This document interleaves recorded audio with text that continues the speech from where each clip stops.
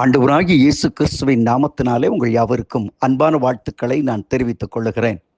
மற்றொரு இனிய காலை பொழுதில் உங்களை சந்திப்பதில் மிகுந்த மகிழ்ச்சி. இந்த நாள் உங்களுக்கு ஆசீர்வாதம் அமைவதாக. இன்றைக்கு உங்களோடு நான் தியானிக்க விரும்புகிற ஆண்டுடைய வார்த்தை நீதிமொழிகள் 17:22. வேதவசனம் சொல்கிறது, மன மகிழ்ச்சி நல்ல ஔஷதம். எவ்வளோ அருமையான ஒரு வார்த்தை பாருங்க, மன மகிழ்ச்சி. நீ வாழ்க்கையில் சந்தோஷமாக இருக்கணுங்க. சில வகுத்தை பாருங்களேன், அப்படியே எந்திரிச்சோன்னு பார்த்தோன்னா நமக்கு இருக்கிற சந்தோஷம்லாம் போயிடுது இல்லைங்க. சிலருடைய வாழ்க்கையை பார்த்தீங்கன்னா ஒன்றுமே இல்லைன்னா கூட, வாழ்க்கையில் ஒரு வீடு வாசல் சொத்து சுகம் இல்லைன்னா கூட முகத்தில் ஒரு மலர்ச்சி, சந்தோஷம், ஒரு பேரின்பம் உண்டாகிறது. நீ கர்த்தர் அதை எதிர்பார்க்கிற இல்லையா?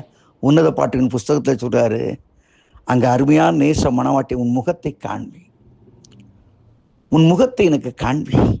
எவ்வளோ அருமையான ஒரு வார்த்தை. நீ காலை எந்திரிச்சோன்னா உன் முகத்தை எப்படி வச்சுருக்கீங்க? எந்திரிக்கும் போதே பெரிய சோகத்தோட, இன்னொரு நாள் ஒரு சோகமான நாள் ஆரம்பமாகிறது என்று ரொம்ப டஃப்பாக நேற்று உங்கள் வீட்டுக்காட்ட உள்ள கோபம், இன்னைக்கு உங்கள் வீட்டம்மா மேலே உள்ள கோபத்தில் அப்படி மூணு வச்சுக்கிட்டு வாரீங்களா? இல்லை நேற்று இந்த பெயிண்ட் வாரீங்களா? கொஞ்சம் சிரிச்சு பாருங்கண்ணே. மன மகிழ்ச்சி முக மலர்ச்சி என்று நீதிமொழிகள் 15:13 சொல்கிறது. இன்னைக்கு மன மகிழ்ச்சி உங்களுக்குள்ள இருக்குமானால் முகத்திலே ஒரு மலர்ச்சி வரும். அந்த மலர்ச்சி வர வேண்டுமானால் என்ன செய்ய வேண்டும்? நீங்கள் ஏசாயா தீர்க்கதரிசியின் புத்தகம் 12ஆம் அதிகாரம் 3ஆம் வசனத்தை வாசித்து பாருங்கள். வேத வசனம் சொல்கிறது, ரட்சிப்பின் ஊற்றுக்களிலிருந்து மகிழ்ச்சியோடு அவர்கள் மொண்டு கொள்வார்கள் என்று எழுதப்பட்டிருக்கு. ரட்சிப்பின் ஊற்றுக்களிலிருந்து தண்ணீரை மகிழ்ச்சியோடு மொண்டு கொள்வார்கள். உன் உள்ளத்துல நிரந்தரமா ஒரு மகிழ்ச்சி இருக்கணும்னா, நான் நேரடியாக கேட்குறேன், ஆர் யூ சேவ்டு? நீங்கள் ரட்சிக்கப்பட்டிருக்கிறீர்களா? ரட்சிக்கப்பட்டிருப்பீர்களானால் எவ்வளவுதான் துன்பம் வந்தாலும், யாருன்னு சொன்னாலும் நீங்கள் கலங்கிடவே மாட்டீர்கள். ஏனென்றால் கிறிஸ்துவுக்குள் வாழ்கிற உங்களுக்கு ஒரு மன மலர்ச்சி, ஒரு தைரியம் உண்டாகும். அவை தன் தாவீது பாவம் செய்த பொழுது, ஆண்டவரே என் உள்ளம் சோர்ந்து போயிருக்குதப்பா, இந்த உள்ளத்தின் சோர்வில் இருந்து நிலைவரமான ஆவியனை தாங்கும்படி தாகும், ரட்சிப்பின் சந்தோஷத்தை எனக்கு தாரும் என்று ஆண்டவரத்தை கெஞ்சுகிறார். இன்றைக்கு நீ மனமகிழ்ச்சியோடு வாழ வேண்டுமானால் அந்த ரட்சிப்பின் சந்தோஷம் உனக்குள்ளே இருக்க வேண்டும். சங்கீதம் 37 வாசித்து பாருங்களேன். இந்த சந்தோஷம் யார்கிட்ட கிடைக்கும்? மனமகிழ்ச்சியான வாழ்வு எங்கே கிடைக்கும்? சங்கீதம் 37 சொல்கிறது, துன்மார்க்கரை குறித்து எரிச்சல் அடையாதே, நியாயக்கேடு செழுமேல் பொறாமை கொள்ளாதே, கர்த்தரிடத்தில் மனமகிழ்ச்சியாயிரு, அவன் இருதயத்தின் வேண்டுதலெல்லாம் உனக்கு அருள் செய்வார். கர்த்தரிடத்தில் மனமகிழ்ச்சியாக இருக்கணும்.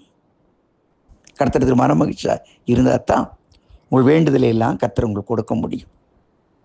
சந்தோஷத்தோடு சத்தியத்தை மேய்ந்து கொள்ளுங்கள் என்று சொல்லுகிறது. இன்னைக்கு நம்முடைய வாழ்க்கையில் அந்த சந்தோஷம் இருக்கிறதா? வாழ்க்கையில் என்னைக்குமே நல்லா எல்லா காரியமே நல்லா முடியாது. நீங்கள் சொன்னதெல்லாம் உங்கள் வீட்டுக்கார் செய்வான்னு எதிர்பார்க்க முடியாது.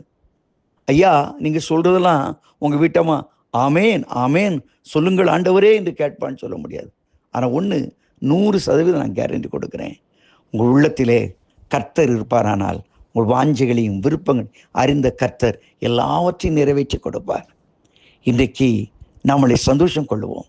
ஆகவே நெகேமியா சொல்லுகிறான், கர்த்தருக்குள்ளே மகிழ்ச்சியாக இருப்பதே நம்முடைய பலன் என்று சொல்லுகிறார். வாழ்க்கையில் எதுங்க பிடிமானம்? கர்த்தருக்குள்ளே மகிழ்ச்சியாக இருங்க. அதனால்தான் சிறை கைதியாக இருந்த அந்த பவுல் சொல்கிறான், கர்த்தருக்குள்ளே எப்பொழுதும் சந்தோஷமாயிருங்கள். மறுபடி நான் சொல்கிறேன், கர்த்தருக்குள்ளே சந்தோஷமாயிருங்கள். அந்த அதிகாரத்தின் பின்பகுதி, பிலிப்பியர் 4ஆம் அதிகாரத்தின் பின்பகுதியை நீங்கள் வாசித்து பாருங்கள். நான் எல்லா நிலைமையிலும் மன ரம்மியமாயிருக்க கற்றுக்கொண்டு இருக்கிறேன்.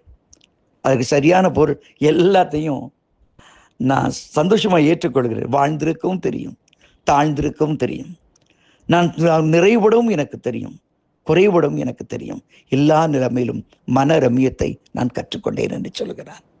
இந்த நாளை ஆரம்பிக்கிற உங்கள் உள்ளத்திலே ஒரு சந்தோஷத்தை கொண்டு வராங்க. அங்கே யோவேல் தீர்க்கதரிசி அழைக்கிறேன், தேசமே பயப்படாதே. அதான் முதல் வார்த்தை, தேசமே பயப்படாது. முதல்ல உங்கள் உள்ளத்தில் இருக்கிற அந்த கலக்கம், வியாதியை குறித்த கலக்கம், கடன் பாரத்தை குறித்த கலக்கம், நாளைய தேவை குறித்த கலக்கம், அதெல்லாம் தூக்கி எறிந்து விட்டு நீங்கள் செய்ய வேண்டிய என்ன? கர்த்தரிடத்தில் மனமகிழ்ச்சியாயிருங்கள். அங்க அழகா சொல்லுது, தேசமே பயப்படாதே, மகிழ்ந்து களிகூறு. கொஞ்சம் இல்லை, மகிழ்ந்து களிகூறு. கர்த்தர் பெரிய காரியங்களை செய்வார். இன்றைக்கு கர்த்தர் உங்கள் வாழ்க்கையில் பெரிய காரியங்களை செய்ய வேண்டுமானால் பயப்படாமல் இருப்பது மாத்திரமல்ல, கொஞ்சம் சந்தோஷமா உங்க முகத்தை காமிச்சு பிரைஸ் எல்லாம் சொல்லுங்களேன். கர்த்தாவே உமக்கு நன்றி என்று சொல்லுங்கள். இந்த நாள் ஒரு இனிய நாளை அமையும். கர்த்தர் உங்கள் குறைவுகளை நிறைவாக்கி மகிழ்ச்சியினால் உங்களை சந்தோஷப்படுத்துவார். வேதவசனம் சொல்கிறது, நித்திய மகிழ்ச்சி அவர் சிலையின் மேல் இருக்கும், சஞ்சலம் தவிப்பும் ஓடிப்போகும். அந்த நித்திய மகிழ்ச்சியாகி தேவன் உங்கள் தலையின் மேல் இருக்கும் பொழுது சஞ்சலங்கள் தவிப்புகள் எல்லாம் ஓடிப்போகும். ஆமேன், ஆமேன்.